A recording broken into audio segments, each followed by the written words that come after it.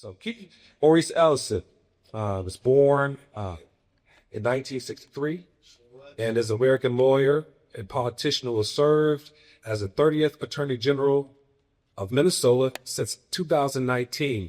The member of the Democratic Farmer Labor Party, DFL, is that right?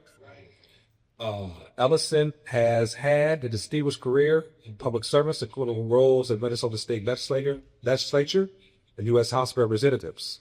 He is notable for being the first Muslim elected to the United States Congress and the first African American elected to statewide office in Minnesota. Let's give him a hand. Now for the Whitman. He was born in Detroit, Michigan. Ellison was raised in a Catholic family. He graduated from the University of Detroit Jesuit High School and Academy in 1981. At age 19, while attending Wayne State University, he converted to Islam, influenced by his interest in social justice and civil rights. He earned his bachelor's of arts in economics in 1986 and subsequently moved to Minneapolis to attend the University of Minnesota Law School, where he obtained his Jewish doctorate in 1990. Ellison is the father of 4 children: Isaiah, Jeremiah, Elijah, and Amira. Is that all right? All right, ladies and gentlemen, let's get our hands together for our guest again. We're going to get right into it. So, the reason why Attorney General of us here is to talk about, our title is The New Era of Reoppression. New Era of Reoppression. And so let's just start there. And if you could, Keith, he told about Governor Heath. Why don't you give us your perspective on that? Well, friends, they say that history repeats itself. The truth is, it doesn't. But it does rhyme. It doesn't repeat, but it rhymes. Similar things, but not exactly the same. And let me just remind us that after slavery ended in 1965, there was a serious 10-year period, maybe 12-year period, where you saw Black expansion. You had Black elected to Congress. You had banking, insurance, all kinds of stuff. You had literacy just skyrocket. People traveled miles and miles and miles to find their wives and their kids and their husbands. And you saw this Reconstruction era as sort of a rebirth, a flowery, and then we hit the end of Reconstruction, and we saw lynching, we saw the law come up working against African Americans. We saw by 1896 Plessy versus Ferguson, separate but equal, but we also saw by 1920, we saw Tulsa riots, Tulsa massacre. I was there about 2 weeks ago. I recommend that you know. We had a flowering Black community, thriving economically, destroyed out of jealousy and hatred. So if you ever think, oh, they oppress us because we don't have enough education and we don't have our verbs and our subject match all the time, well, that's not why. It's because they have a hard time seeing us as equal citizens in our own society. So I lay all that groundwork to say this. We are in a moment when resentment and hate has a certain amount of currency. It has a spokesperson. And everything that we built since the since the end of World War II is now under attack. Notice how they go straight at diversity, equity, and inclusion. Remember, just keep this in mind and think about what it means.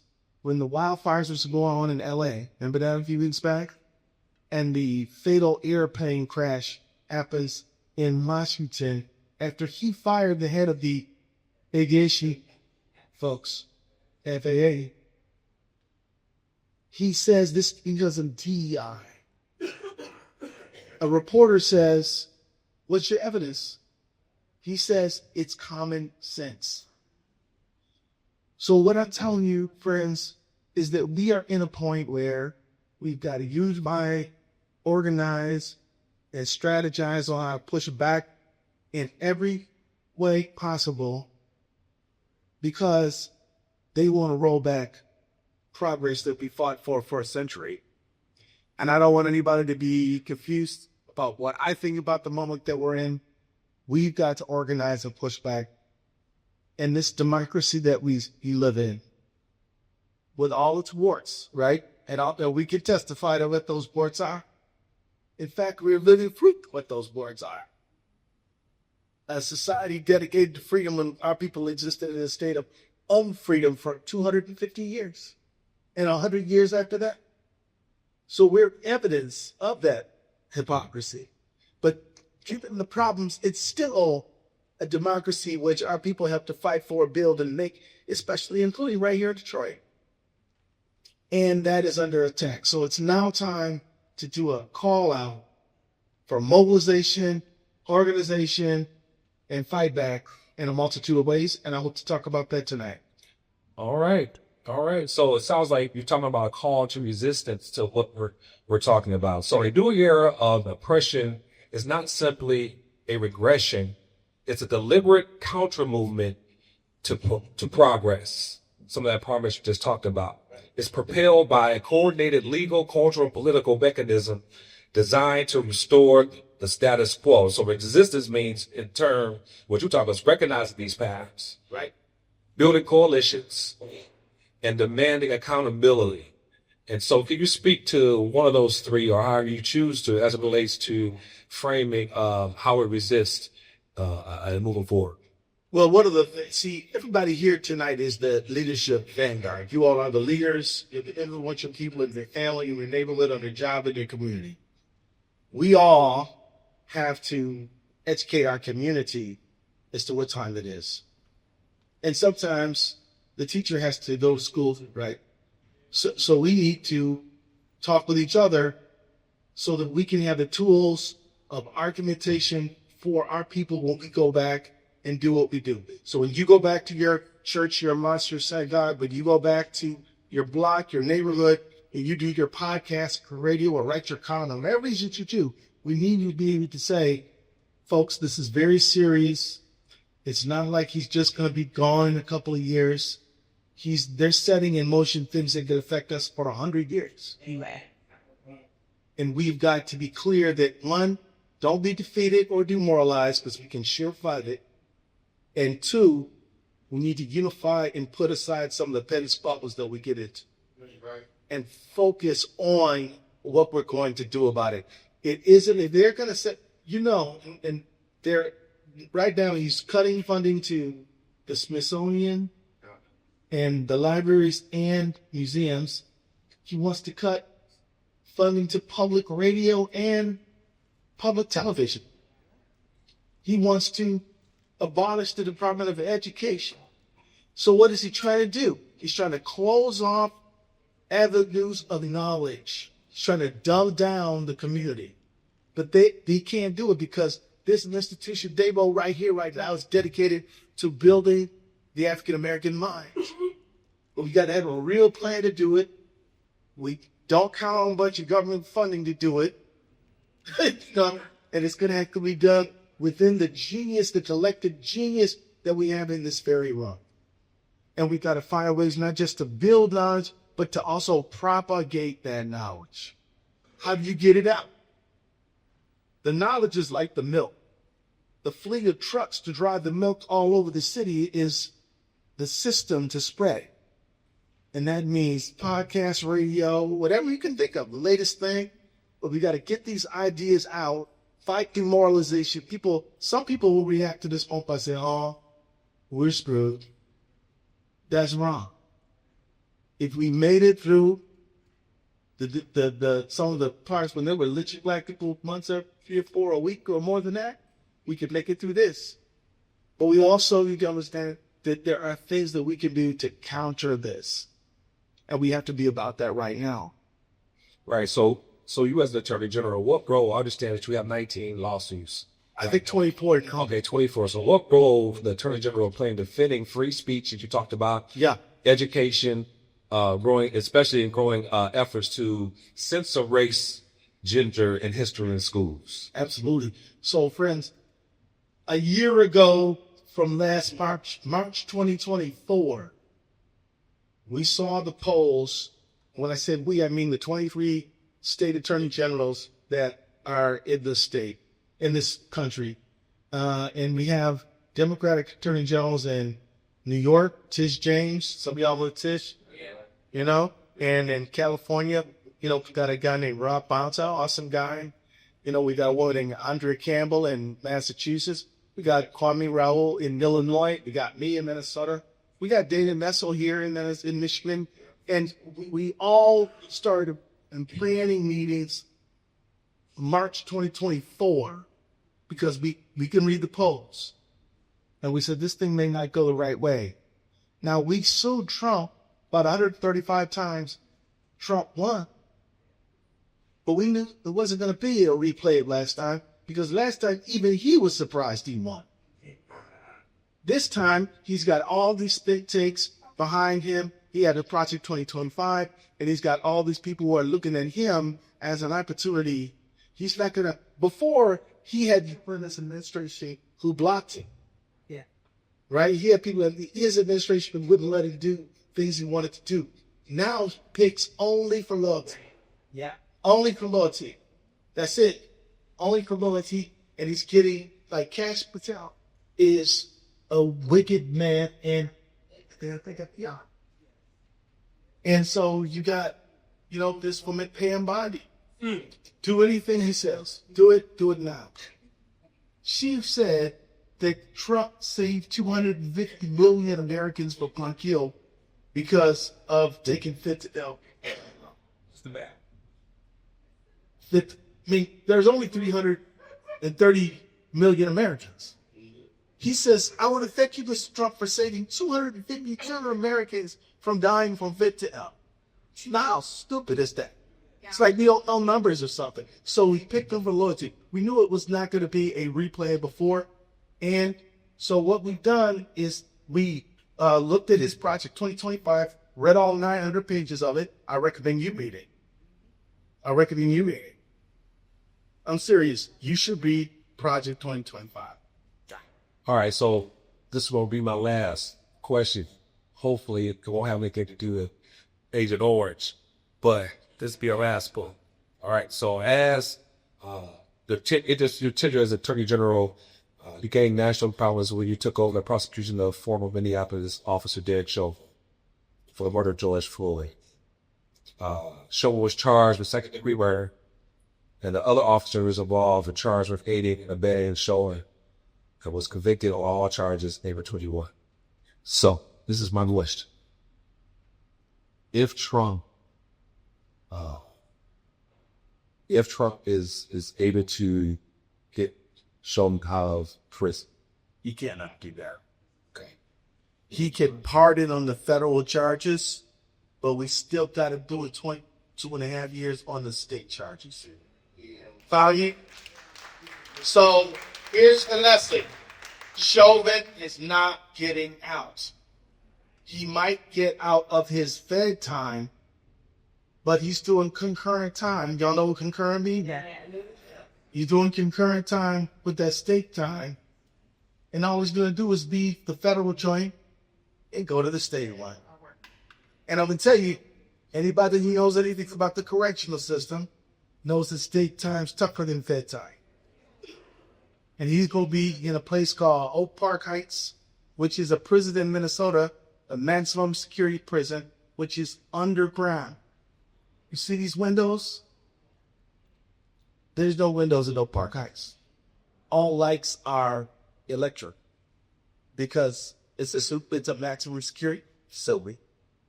And so that's where he's going to be, proving what? That Trump doesn't give a crap about Derek Chauvin. He's just using them to do what? Outrage you and get you looking at being mad about this party thing, as opposed to looking at how he's literally shrinking the economy, driving up prices, violating the Constitution, And this is the thing. And I also want you to know, like, this guy is already pardoned 1,500 criminals who attacked and tried to violently overthrow the government. And he said they get to go out. Some of these people are open white supremacists. They had a T-shirt saying, "Can Auschwitz." You know what Auschwitz is? Where they murdered Jewish people in Germany in the 1930s and 40s. And they were waving a Confederate flag. Anybody forgot about that one? So that's who he wants to let out. So what I'm trying to say is, if we all go out into the streets and get mad, maybe break a window, maybe all he's going to do is use that as an opportunity to evoke the Insurrection Act, which will allow him to declare some form of martial law. We don't want to be a sucker in the game, right? Don't be no pawn in the game. So what we want to do is we will counter this, but we're not just going to emotionally react to this. And I'm telling you this, I led the prosecution that put Derek Chauvin in prison. I know more about that case than anybody I know, and I can tell you now, that man was duly convicted by a jury of his peers. He murdered George Floyd, and he is where he's supposed to be. And so we should continue. And let me just tell you about, this about Trump, though. Trump also wants to not just pardon Derek Chauvin. You know what y'all know what a consent decree is? So a consent decree is where the federal government in a city or county will agree that because of that county or city's pattern and practice of racial discrimination and violation of people's civil rights, that they have to promise to do certain reforms, and they have a monitor to make sure that they take. Yeah. Everybody following me on that? Now. So Minneapolis is under federal consent decree because of what happened. Yeah. He's going to kick that to the side. But that's all right, because the state of Minnesota has already sued the city of Minneapolis and has our own consent decree. So he's not going to get rid of that. His real point is the outrage and offending. And I just want to mention one thing, and forgive me for talking to my phone. Don't take your time. I just want to say this, and this is going back to the last question. We formed ourselves into committees as attorneys general. We identify areas of work, immigration, DEI, all kinds of stuff. Every category you could think of. Federal spending, so that when on January 20th he was inaugurated, we knew he was going to start, and we were ready to respond right away. So what's his first one out of the gate? Birthright citizenship. We sued him, but in 24 hours, we got a injunction stopping him from taking action against birthright citizenship right away. What's the next one? The next one was he tried to impound $3 trillion of congressional spending, everything from Medicaid, Medicare, Meals on Wheels, grants for law enforcement, water. We sue him on that one. We get that money flowing within 24 hours. That money's flowing, y'all. What does he do next? He tries to stop grants for the National Institute of Health. Everybody in this room has a loved one dealing with MS, or cancer, or ALS. And we need the research to try to get them, a chance, right? Well, he tries to cut it off. We sue him to turn it back on. So we've sued him time and time again. We've not lost. We've not lost yet. And we're up to 25. He says to every K-12 district in the United States, get rid of your DBI programs or you're not going to get federal education funding. We sue him on that one. We get an injunction on that one. So we're battling this thing, but I got to tell you, friends, and this is from the bottom of my heart, this battle will not be won in a court of law. As a lawyer, I'm telling you, this battle will not be won in a court of law. It'll be won in a court of public opinion. Just think about this. Did Thurgood Marshall, he got the Supreme Court to say suffrage could never be equal, struck down Plessy versus Ferguson. Y'all know what I'm talking about? Yes. But it took Americans talking one to another all over this country to truly defeat that segregationist attitude and spirit. And we still haven't stamped it out, have we? It's still around.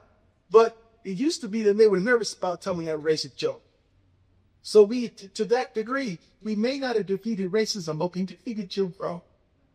Would agree on that? You may not have defeated racism, but we defeated Jim Crow. Now it's trying to come back. I am telling you that the game, if it's 2025 and he says you cannot have an African American museum, you cannot have DEI, well, where's this going? We know what it's looking like in 2025. What's it look like in 2027? What's it look like in 2029? Now, so these law firms, he says, hey, look, no, you can't have no DEI program in that law firm. So the law firm, let's say some of these law firms are like, okay, boss, we got rid of it. Now, let's say one of those law firms sends a black female lawyer to talk to the federal government about a problem that one of the clients are having after they got rid of DEI. So we got rid of DEI. You don't like DEI? DEI's fine. But then the sister goes to say, I'm here on behalf of my client talking to the federal government. What is the Trump administration going to say when this black woman lawyer shows up? I done told y'all, no DEI. Well, what do you mean, Mr. President? We got rid of DEI. Obviously not. Look at her. See what I'm saying? You got rid of it on paper, but you still got people like her in here. You know. What about the fact that most DEI affects has positive influence on white women? White women. Now let's talk about white women. Now this thing. Is that true? Yes. Okay. But let me just say, this is not only racist. It's also deeply sexist. Yes, sir. It's deeply sexist. It's deeply sexist. There's a lot of white men and some black ones too, brothers, let's be honest, where they're like, okay, my wife makes more money than me. She got a better job than I do. And I feel less of a man because of it. I wish that she had to just have babies and I would be the one to make all the money. Kitchen in the bedroom, Florida. Kitchen in the bedroom. You know what I mean? So it used That's what James said. I said. There used to be a time when a white man didn't have to compete against no brown people and no women. Now he got to compete against both. And one things that they know is that there's a lot of smart black people and a lot of smart women. What about the data that shows that African American women hold more PhDs than anyone else in the country? And look, if you don't have sexism, women will take over. I'm kind of joking, but kind of not. You say he's kind of joking, or he kind of. I mean, think about it. There's more girls in the night school and high school than this. I'm telling you, there's something developmentally we actually are at the point where we got to start thinking about how to help boys compete in the education. You, Ross Credo. Rock the world. Rules the world. Rules the world. Let's put our hands together for our guests. So we have it. If I think it shifts to a question about information, being in the information age, information could be so readily available. We seem to be some of the most ignorant people. And no disrespect at all to anybody that's not here, but we've had this place full. Yeah. For comedy shows, party shows, and I think this information is just as important, or more important than that. How do we get our people, our community to grasp the fact that we need this information and understand that we don't want to be lulled to sleep by it, and then we wake up, we're in the matrix? Well, I got a few thoughts about that. I really think we have to marry our education with some art. I think we have to marry the art and the education because we got to have a little sugar to get them in. And then we put a little bit of vitamins in there to fortify. And so we got to, I would say this, and I'll tell you all this. One of the things that my little side projects is I've been trying to get these artists. I know back in Minneapolis there's some guys who are, and Berlin too, who are poets and artists. And I said, look, during the 1960s, we had the Black Arts Movement with Mary Baraka. We had the paintings of Ramir Bearden. We had Earth, Wind, and Fire. We had Marvin Gaye talking about, Mercy, Mercy Me, right? And that paired with the education and the information allow people to really build their minds out, right? But they need a little bit of inspiration to go along with that lesson, right? And so we've got to, rather than, my thing is, people like me need to figure out how to be less boring. I mean, to be very honest with you, not that I'm boring, maybe I am a little, but whatever. What I'm trying to tell you is we've got to find a way to get this information prioritized. Right. And that requires a little bit more creativity than we've shown so far. And so question for all of us, how can you get a conversation about, you mentioned information and data, AI, and what it means for African Americans? How can we get that conversation one that we fill the room with? How can we get, this new civil rights movement that we have to have? We have to have it. How do we get that movement one where we pack it out? Because that's really the real challenge, right? We are in the foothills of a very big struggle, friends, let me tell you. And we can't just say people are apathetic. They're not apathetic, but some folks need to, who saw Sinners? Sinners, the movie. Now here's a highly entertaining film, in my opinion, that tells some really important truths about our nation. And you play a song, but you didn't know it because you were too busy listening to that blues music, right? But you got some lessons in there. We got to sort of figure out how to combine those things, and that's not easy. Because let me tell you, any fool can make a complicated subject complicated. You want to see a smart person? Take a complicated subject and make it simple and understandable by everyone. That is real intelligence. There's a scripture that says, he who wins souls is wise. So we need to use some wisdom and some prudence when it comes to trying to get this information out to people. Okay, so something you really wanted to talk about was economic plan, the economic plan, those that you want to share about that impact. Well, let's just say, everybody, when we look at Trump, a lot of people wonder why did Trump like Trump, and it's important to understand that I'd say about 62% of Americans would be devastated if they had a $400 bill that they were not expecting. Follow what I just said? Most people are not ready for retirement.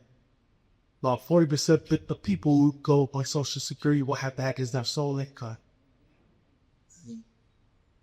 We have not really impacted the economic lives of Americans. We've said to everybody in their boat, you can't keep people out of a restaurant because they're black. Great. But we have not yet cracked that economic nut. That is really what this is about. That's why people feel that the Republicans forget about them, but are kind of like, we're not that thrilled about the Dems either. What are they doing to really make my life better? This is a reality we've all kind of faced. And so what I'm saying is, this is a moment when you look at Elon Musk, friends, what you're looking at is the extreme real life example of income inequality. Has anybody ever heard about income inequality? About how the rich are getting so much richer than everyone else? About how in 1968, the average CBO made about 20 times the average worker. But today it's about 360 something. Right? And that y'all saw that poor man, and I'm not condoning this, I'm saying it's terrible. Y'all saw that poor man, Brian Thompson, get shot in the head in New York, right? But did you see people crying about it? Did you see some people cheering Luigi about it? Did y'all see that? Because I'm sure most people would say that's terrible that happened to that man. He's a father, he's a husband. But people are also saying, But wait a minute, my uncle, who was denied coverage for what he clearly was covered for, my uncle who was driven to bankruptcy when she had insurance because they wouldn't pay. My cousin, every time he goes to chemo, it costs $8,000. They won't cover it. Makes people really bad. And neither party really is solving that problem. And so what I'm saying is, I believe that we're going to overcome this moment. But I don't want to go back to where we were. I want to go better than ever. Better than ever with an economy that truly works for everybody. We got to shoot higher. They can't just try to get back what we lost. We got to go better. We got to go farther. We got to make it so that everybody in the United States can go to the doctor without worrying about bills. If you go to England, people don't know what medical debt is. Do you know we spend more per capita than any other country in the world on healthcare? But our outcome numbers are like in the 30s and 40s on everything from maternal health, infant wellness, weight, for infants born, outcomes on bone cessation. It's because they don't really have a healthcare system designed to keep you healthy. We have a healthcare system designed to make certain people money. And so these things are all broken. And let's just say even Dems have not stood up the way they should have on these issues. So people are open to a new conversation. And I'm telling you, talk to a child who had an abusive parent. They don't feel that good about the other parent either. You know why? You let it happen. So we've got to understand why our politics are less thought. It's because we've been disappointed by both sides too long. So what do we do about it? Take control of it. Take it over. You all got some elections coming up. Take them over. Be in charge. Speak to being proactive as it relates to being part of the democratic process in voting. A lot of times we're reactive, we're upset. Right. And that's what we try to do at DABO. Try to provide information, not necessarily endorsing one candidate, but at least have a platform where the community can ask questions and engage with those who are supposed to represent them and advocate for them. But just talk about the importance of that. I mean, we have to play the game with the tools and the pieces that we have. You can't pull monopoly pieces into the chess game anymore. We have to make sure that we're playing with the proper pieces. One thing I'll tell you, friends, is that voting is the kindergarten of politics. Voting is the kindergarten of politics. Can you get a PhD if you've never even been to kindergarten? Probably not. Probably everybody with a PhD done in kindergarten, right? But you can't say you got a PhD just because you went to kindergarten, right? I mean, my point? My point is, at least voting is the basic, right? Yeah. But often when you get to November voting, you're down to taste great, let's go, right? As opposed to getting earlier in the game. So we need to have a open, free-flowing conversation about what we've done out of the ex-elected official. We decide that without regard to personalities.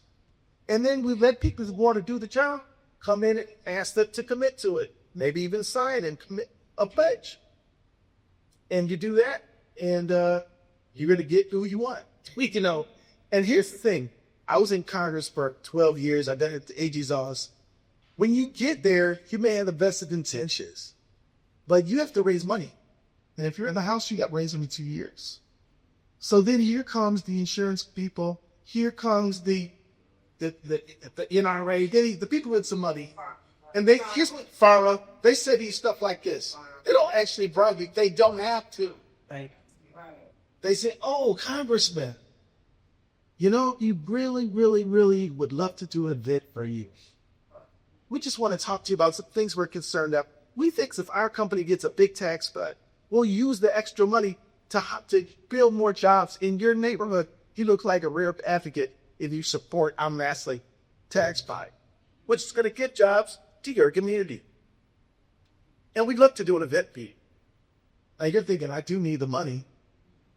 And you would think, well, I would land jobs. And then the person you hired to help you do fundraising It's like, I know Miss McGillicuddy wants to talk to you. Or also Nikki was $50 or $10. You got to go get that max out check over there. You see what I'm saying? So what do? We got to get candidates who believe in a few things. One is that you $20, $20 is $100. And one person with $100 is $100. It's the same amount. You're better off by talking to more people. The reality you live in is that you gotta raise money in politics. Sorry, that's just how it's gonna be for the short term. Or why not create a system where you're doing a volume visits as opposed to one big donor who bossed you around? Did you know that Elon put $270 million into Trump's campaign? Yes. That's why it's really out by he don't wear no ties. He wears that goofy looking hat. And he's running the capital pitties. Right? He goes anywhere he wants. And so by the way, Trump has the richest cabinet of any thought he was ever addressing. All of them are some billionaires, bro. But the many can overcome the many can overcome the money. The many can overcome the money. With this country in 1890s, used to have something called what they call the Gilded Age. Yes. You know that? Yeah. Anybody ever seen there's a movie they made about F. Scott Fitzgerald, The Great Gatsby. Yes. Right? The Great Gatsby is about the Gilded Age. It's about when they had massive income inequality. But people rose up, passed antitrust laws, trust busted, and started holding these people accountable, chopping up these companies, put the pressure back on them. And so this is the kind of movement that we need right now, friends. This is the kind of movement we need right now. That kind of movement is what's going to solve this problem. It will excite people. If you believe that, the politics that you're pursuing are going to change your life and your family's life, you'll show up for that. But you're not going to show up for the same old promises, no matter how pretty they sound. Right? So that's sort of what I wanted to talk about in terms of economics. We've got to ask folks the question, well, what is economics? Think about your family budget. What do you need? First thing, you need a roof. Has money. First thing, you need a roof. Second thing, you need money for food. Well, then you might get sick, so you need some health care. You want to give the kids a chance, so you have to have some education. The needs that might be too long or something. But you just think about your family budget, and then you build a political agenda based on your family budget. And next thing you know, you got the agenda that any sensible, fair-minded person would want to support people. But let's point it. We think the days before the election are the most important days, or at least the days after the election. We've got to embrace this idea of co-governing. Say it with you, would you? Co-governing. Co-governing. We govern with the people we send there. How? Well, whenever there's going to be a big vote you want to know, we'll show up. Well, if you want to talk about housing, let's come in here and talk. Just brainstorm some ideas about it. This is what we got to do. And we've got to be able to keep as much pressure on our people as the big leaders keep on them, our people. Knowing that our people are good, but we send them there, they were good. Some of them get lost, when they try to figure out how to survive. But this is the thing you got to do. All right, and I think too it's important to. Hey, ladies and gentlemen, I know sometimes it gets frustrating when we hear, Trump, and they say, well, Trump was rich space in your head and all this type of stuff. The fact of the matter is, this is the issue. He's the focal point because he's at the head and represents everything that we're trying to fight. So I wanted to continue the discussion about the economic. Now you talked about the debt. Is it $4 trillion to $47 trillion? But what I was saying is that individual personal consumer debt has increased about $4 trillion since 2019. Now I'm not talking about the government's debt. It's about our debt. And what I mean, what does that mean? What that means is credit cards, auto loans, housing has gone up. That means what that means is that if he had the money to pay for it, he would have done so.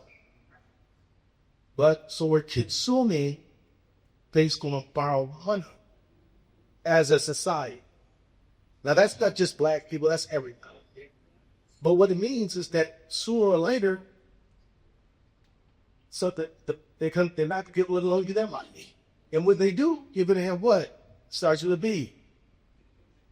Bankruptcy. Right? And here's the thing, if you have a society based on debt, if for me to be, say I'm a renter and you're a landlord, but your building that I live in, you borrow money to buy it. So now for you to meet your mortgage, you're gonna have to borrow from her. And she borrowed from her. And she borrowed from her. So if I don't pay and you can't meet your mortgage, you could default on her, she could default on her, she could default on her, and then what do you call that? Recession. That's what that's called, friends. That's what that's called. And so we've got to have an economy that's different from the one we have. We've got to have an economy where we invest in the basics. What are the basics? Housing, healthcare, education. We got to have unions because unions are the only counterforce to the big company. You got to have people to bargain with Elon Musk on pay. And one of the reasons he wanted to take over the government is because he's trying to screw his workers at Tesla. So he fires the lady at National Labor Relations Board.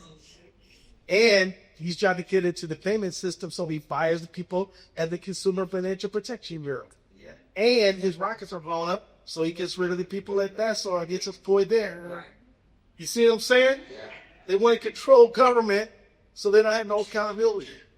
But think about government for a minute. Sorry to be talking so much. Oh, that's really But think about government for a minute.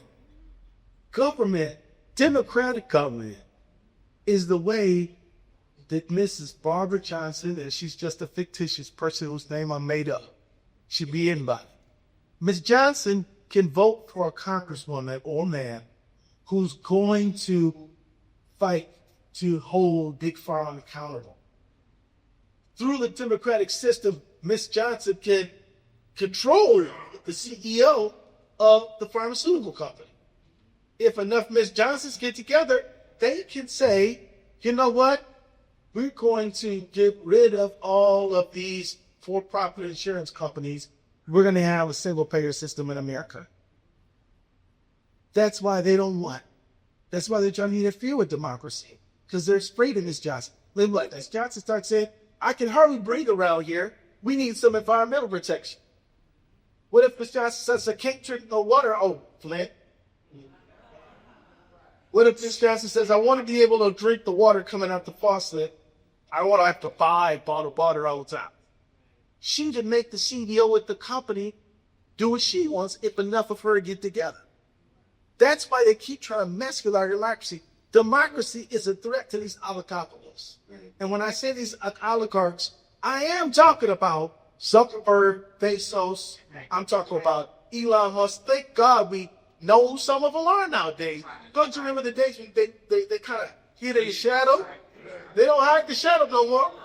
We know who they are. Actually, they want us to admire them. But let me tell you, they're not rich because they're smart. They're rich because they're greedy. They're rich because they don't do right by people.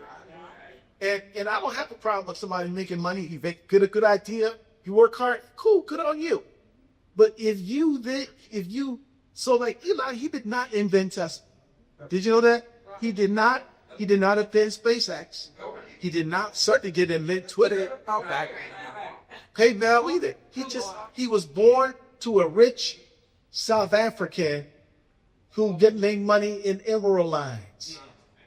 Now, do you think that Elon Musk's dad was down in the dark, dirty earth digging out emeralds? South Africa.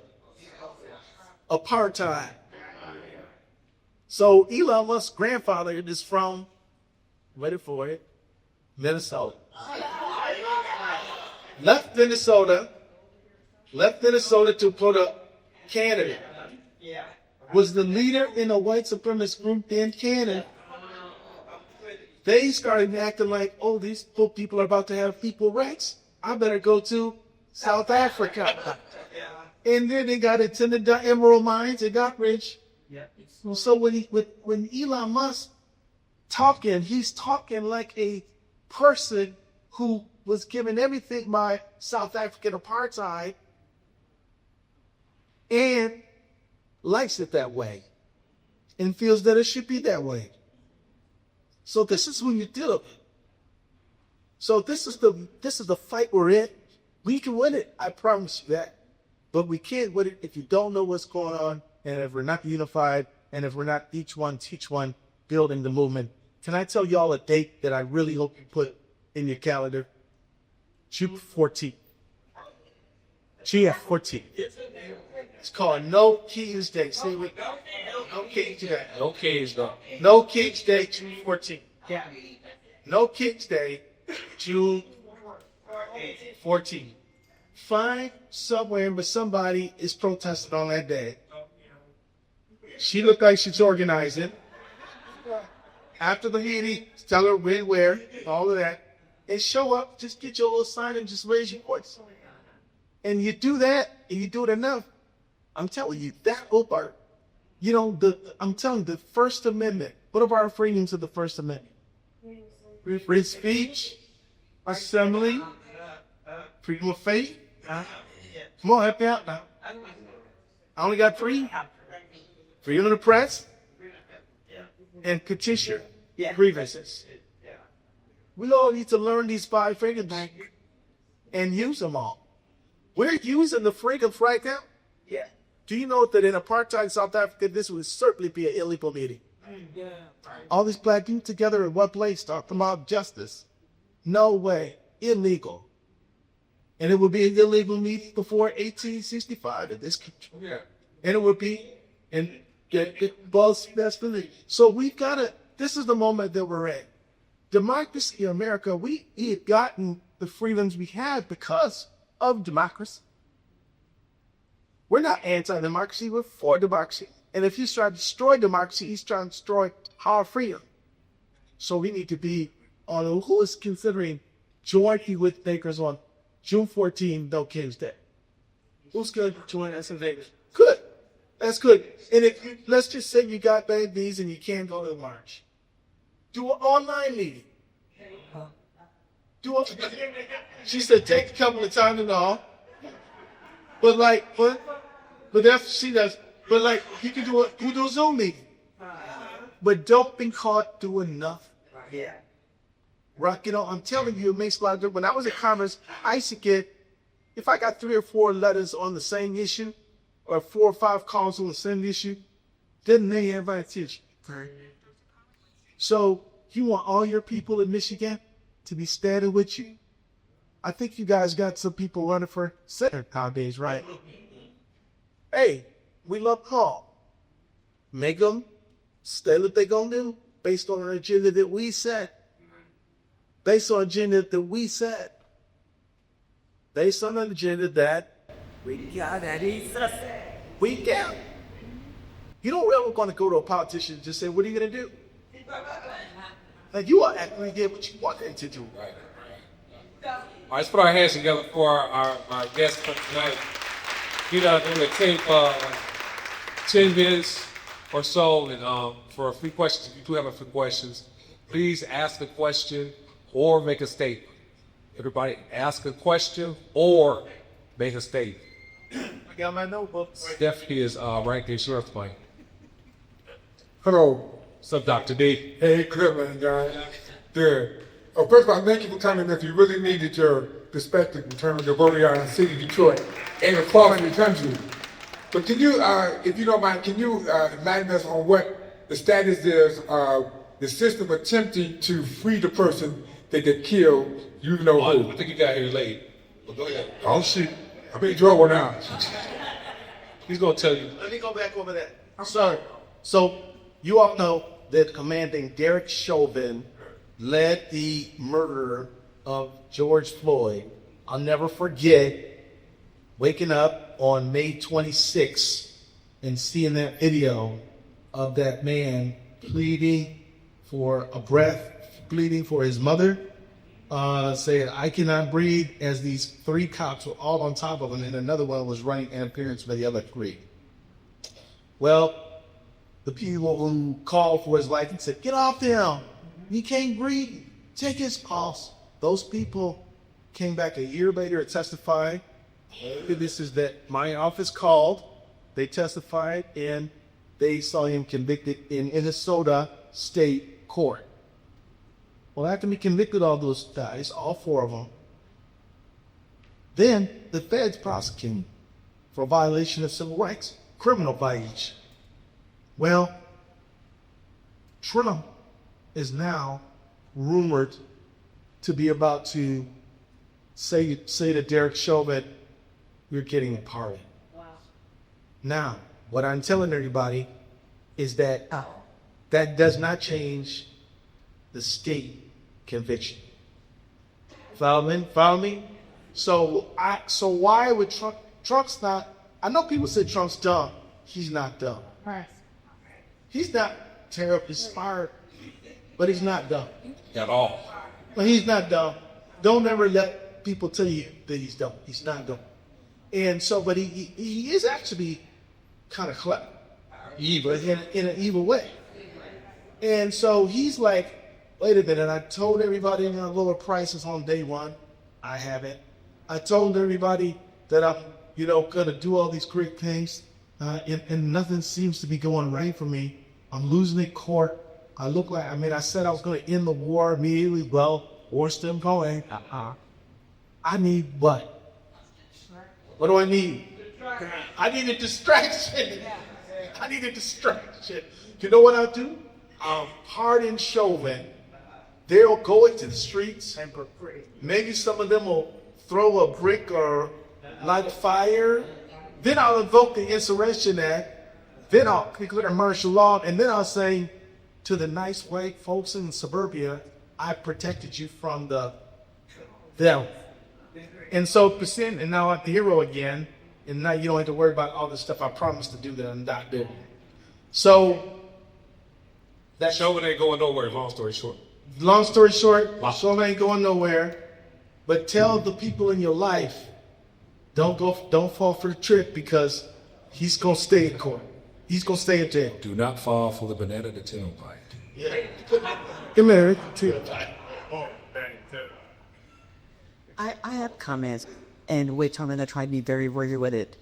I have an older brother that was basically attacked by the police over a decade ago. Sure. And this is a time you didn't have the cameras and all that. And my whole state is Arkansas, so you all knew what happened with this Tennessee, with these police officers. By the way, for those of you who don't know, some of these cops just got acquitted on charges. Memphis? Yeah. But my brother was Tyree Nichols' case. Yes, he was attacked, and which they had placed him in jail, in which my brother has a business that he's had in over 30 years, and everyone knew him. And when they arrested him, a lot of the officers were really surprised to see him there. But he was later released, and the FBI came to him, in which my brother didn't know, he thought was up a front. But they had been watching that police department because they had done quite a bit of, I guess, those civil rights violations, and it pulled their attention. And the FBI told him, you have a choice. You can talk to the media, or you cannot talk to the media, because they will be your friend on some occasions, and some occasions they will not. And he was approached, my man, he was approached by the NAACP, and he did not talk. And the FBI told him that when he went to trial, that he was going to lose his local case. And he did. Because the judge told him, sorry, it's not your day. You are dead to him. Because he was resisting arrest according to them. But the FBI then sued the department, at which it took over 2 years, and he had gone through depression. He was being harassed by the police department. His wife is being harassed. It was just a lot of things happened to him. He ended up on medication. It was just a bunch of crazy things. But the bottom line is that he did win this federal case. And did he win the civil case or the federal criminal case? The federal criminal case, so because they had validated civil rights, and all those things. But it was just as a result of that, they cleared out that whole police department. They were all wiped out because it's really a population that looks like us being policed by no one that looks like us. Right. So they got rid of all of them. However, now we have this whole get rid of the whole DEI thing. So they're looking at, we don't have to have black people policing black people. Sure. And even though you look at Memphis, Tennessee, and you had these black officers that killed this black man, So that's my statement portion. My question portion to you based on this book. Oh, so you ain't following instructions. You ain't getting. Look at you. Now you know the rules, but go ahead. Is as far as when you look at the policing in America, and because you're done an amazing job, is truly, how do we protect our kids now? How do we protect our family members now? Because there seems to be no recourse as far as these officers, regardless as to what their race is. Well, let me ask a question. This is why it is very important to have a good county attorney. I'm gonna tell you this and this. I'm a big admirer of Kim Morgan, and we need good county attorneys. We need good prosecutors, and a lot of younger lawyers don't want to be prosecutors because they're like, oh, we'll just be prosecuting their own. Yeah, but you're probably dismissing the cracker cases, and we need somebody. And when people in official roles commit crimes, they need to be prosecuted too. So having real prosecutors who want to do the right thing is important. I'd say also, here's what I say to kids. Don't debate the bullets. You're not going to win that on the street. You just not. The other thing is, you don't answer a bunch of questions. You ask them, am I free to leave? Right? If you're driving, you must have ID and authorization to drive. If you're not, there's no law that says you have to have an ID walking around. They need to know our rights. And we need to also, just because some people are kind of violent on us doesn't mean we don't need to fight for our rights, And I'll also say that, juries nowadays, it's interesting, because notwithstanding the Tyree Nichols verdict, jurors now know that some of these stories that are being told by some departments are not true. And there's more and more video every day. So what do you tell your kids? Tell them to know their rights, hands on 10 and 2. If you're driving, keep your ID with you. And, it's utterly useless to argue with the police on the street. They're not going to let that debate. Yeah, and I like to add, too, as a law enforcement, it's important that you share with your young people the information about, like I said, their rights. And not only that, if you interface with the police, please tell them. A lot of times, kids, they don't want to tell their parents, whatever the case is. Come on and tell me what's going on so I can advocate for you. I have seen on so many occasions young people interface with the police, get arrested, enter a plea when they be on probation and get a misdemeanor and they end up having a felony on their record. Talk to your parents, have someone advocate for you, because if you get that felony on your record, it could prevent you from a whole lot of stuff. And I talk about that all the time. So So thanks for raising that. Yep. Okay, we're trying to wrap this up in like 12 minutes, okay? So make your questions kind of short. After this young lady, no, you all are doing a wonderful job. Aren't y'all enjoying this? After these beautiful queen right here in the burgundy, no one else. Oh, these are the last questions, okay? Thank you so much, Attorney General Ellison, for being here and just having this real conversation. Everyone who has been recording and live streaming, please share this everywhere. This place should be packed out. Everyone needs to hear this conversation. So my name is Victoria Cabile. I am a member of the Coalition for Police Transparency and Accountability here in Detroit. and we're advocating for a lot of things. Ordinance to release body worn camera footage. We just had a 2.5-hour meeting today with DPD to get a policy in place to protect First Amendment rights. I served as the Board of Police Commissioners Secretary in 2023, and I'm currently a candidate for Police Commissioner here in District 7. So I'm really excited. Thank you so much.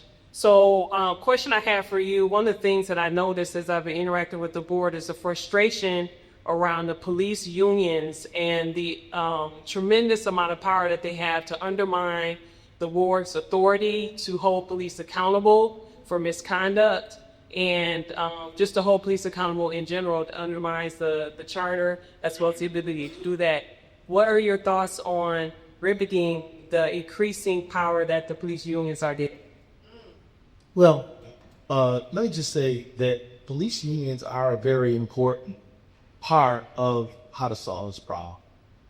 And if you're trying to bring about the accountability between the citizens and police, leaving out the union is not an issue. You might want to have some views directly with you. And I'll tell you this too. I'm pro-union in general, but I will tell you this, beyond benefits and paid, that's where the unions lie. It's just not when it comes to law for that. They shouldn't be running public safety of the city. That's the city council's job, that's the mayor's job, that's the chief's job. And like in Minneapolis, they get to decide how many what the proportional officers is going to be up a force. There's a law that says that the number of officers can't, that actually determining the number of police, that should be a city function, right? I mean, so it's a big issue, too big to deal with the 12 minutes. But I would tell you that you are very right to focus on that issue. I will call up like NOL, the National Organization of Blacks in Law Enforcement. They have some good ideas about how to get a fair, just contract that allows police officers to retire and have a good pay, but also allows the city to control public safety policy. The law should not control public safety policy. That's a function of the elected officials and the citizens of the city. Yeah. Sure. First of all, I would say that thank you for visiting DABO with your president. My question is, in your opinion, do you think we people as encouraged as you utilize the 2025 high school welfare 1967? If so, yes, then not why?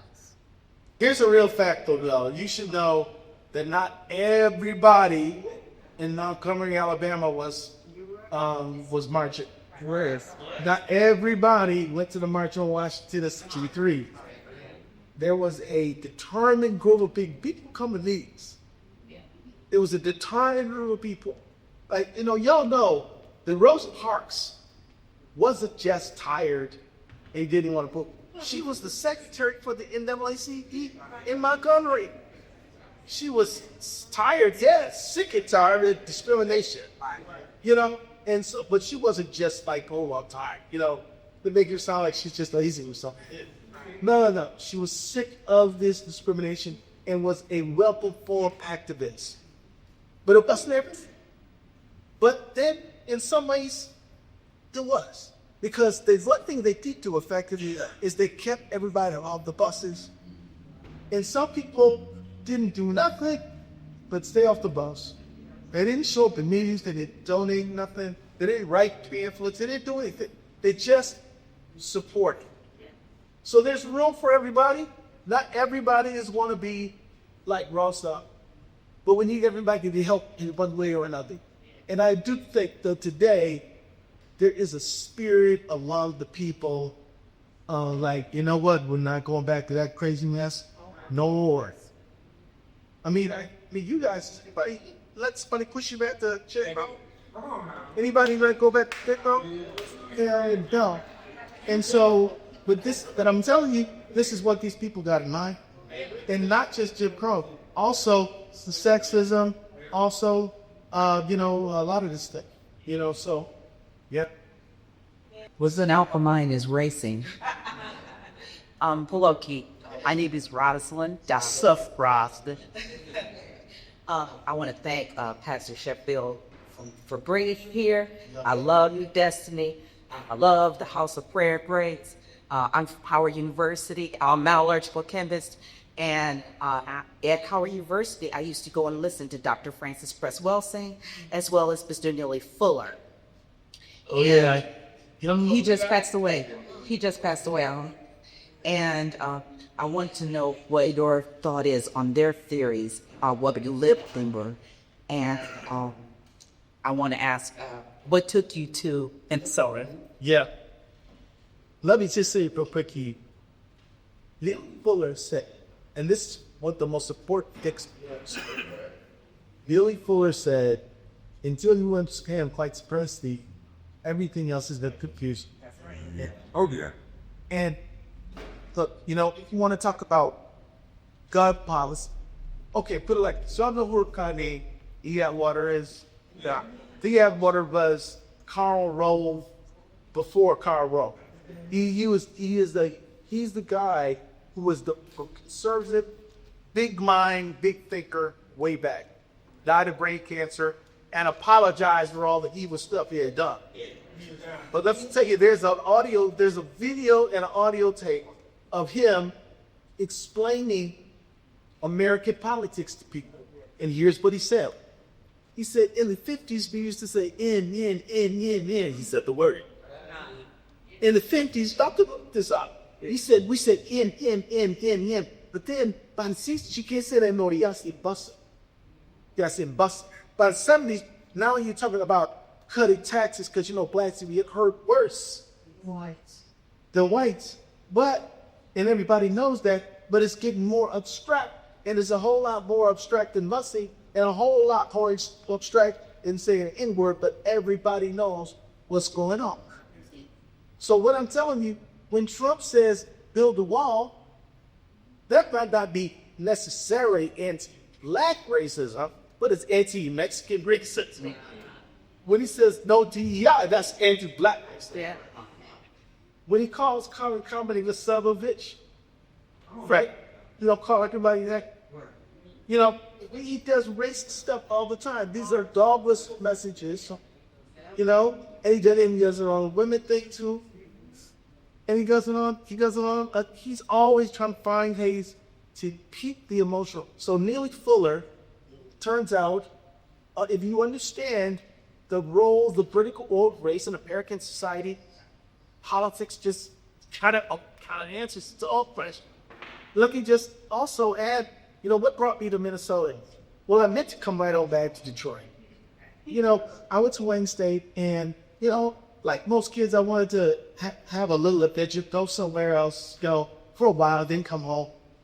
But then, you know, they told me that I didn't have to pay in money to the University of Minnesota, and so that was good. And then I got married, drove more than a year. My only had to do it. A baby graduated. He's 37 years old now. And, you know, you just started, and then I got a job, and next thing you know, they get like happy studio. But I got to love Detroit, and I love some coming back here. It's official, let it go. The most important, give my fish on the love. The most important would be less got my life. I lived. I'm really good. And I learned a lot in Minnesota, so I hope Minnesota lie. Well, grateful to, but I learned things that here that I never let the end of serve me well for my life.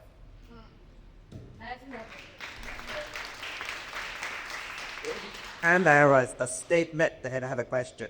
The statement is, if you're interested in participating in No Kicks Day, it's June 14th. June 14th. There are two rally sites that I'm aware of in the Detroit area. One is going to be at Roosevelt Park outside of the train station, and the other is going to be on Woodward Avenue in Ferndale. So Indivisible is planning Indivisible chapters are planning the defense. And so you just Google Indivisible and find the Indivisible chapter that's near you, whether you're from here or from somewhere else, you'll find protests near you. How can I say this real quick? Those are two good sites. He bless them for that. But if you decide you want to have one, Thank you. Right here in this site, right here, you could do it, and Indivisible will encourage you to do it, and they will. It's not like you have to do it with them. Right. You can do it for yourself. The other thing, here's my question. I have been I'm semi-retired, and I've turned into an almost full-time protester now. I've been attending town halls, and it was apparent from attending town halls that people don't really understand how the government works at all, because basically they are saying, help us. They couldn't understand how the system works. And so I put together a little flyer that tells you how to contact your elected official, how to, what protests are coming up, petitions, blah, blah, blah. But I want you to speak to, because you were just speaking about it, the importance of collaborations and working, because a lot of people are under attack right now. Right. And I think it's going to take all of us not being divisive, but coming together to fight what is ahead. right. Well, look, if you care about education, but the Department of Education can be abolished, then that's your reason to protest. If you care about diversity, equity, and inclusion, well, that's your reason to protest. If you care about immigration, you got a reason to protest. If you care about LGBTQ issues, he's attacking them. So maybe that's your reason to protest. But when you start looking at all the people he's attacking, that ain't gonna be a lot of people. Economy, The health. economy, tariffs. You be a small business person, and you're like, how's my business gonna survive? It ends up being a lot of people. The main thing we got to do is figure out how to come together and stem a sustained voice in opposition to this destruction. And let me just tell you, he's absolutely trying to be a king.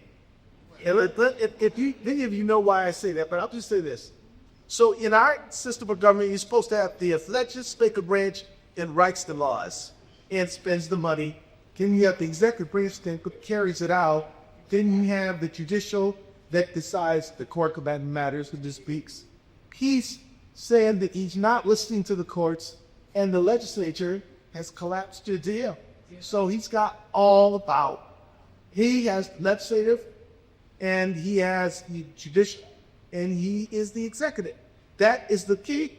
And he's trying to rule our country through the executive orders, also known as proclamations, edicts, so saying the king, nothing about salute, and that's how it goes. So what is our power? What is our power? Well, us.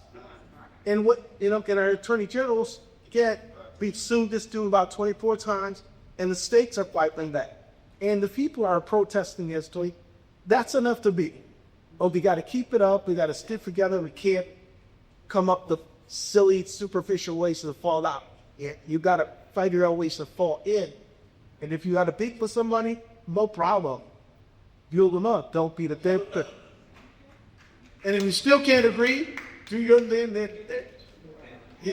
Just don't stop. Well, come on, y'all. Put your hands together for yes. We appreciate you all being here.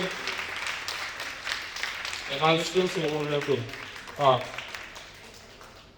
All right. Before you all come up here, you need a DABO board to come up. You guys are free to leave. We'll go leave before you get your appointment. DABO board members that are here come up for pictures, and we'll see you on what's the next event? June 19th. We'll be back here. And again, every Saturday, 8 to 10, 12048 Grand River. We got Viscous Rich and San Marquez. All right, we see y'all. Thanks for coming out.